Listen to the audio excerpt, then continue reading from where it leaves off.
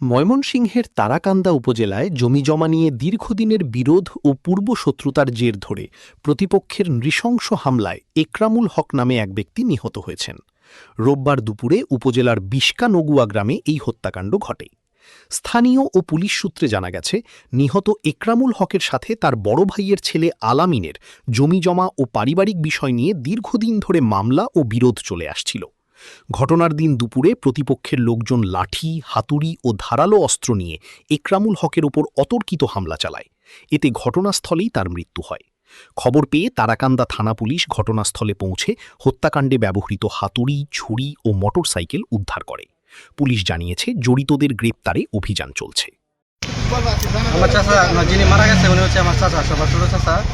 তো আমার আলামিন যে মারছে ঘাতক আলামিন, ওই আলামিনের বাবার নাম হচ্ছে আব্দুল হাই। সে কোদালিয়া ফাজিলিয়া মাদ্রাসার সহকারী শিক্ষক। তো সে এর আগেও আমার ছোটো ভাইয়ের ওয়াইফের লাথি দিয়ে একটা গর্ভপাত করাইছে। তো হয়তোবা মামলা মোকদ্দমা তো তারাও করছে, আমাদের পক্ষ করছে, দুই পক্ষের মামলা মোকদ্দমা চলতেছে, চলমান আছে। তো আপনার আজকে হলো এনে একটা জানাজা ছিল, যে এনে ঘটনাস্থলে ঘটনার সামনে জানাজা ছিল। আমি শুনছি যে উনি জানাজা আসছিল, ওনার আত্মীয় মারা গেছে।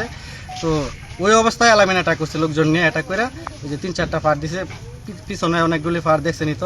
আবার এখানে হাতুড়ি পাওয়া গেছে, এখানে চাকু পাওয়া গেছে, আলামিনের কাগজপত্র পাওয়া গেছে, এগুলি পুলিশ উদ্ধার করছে, বাইক পাওয়া গেছে।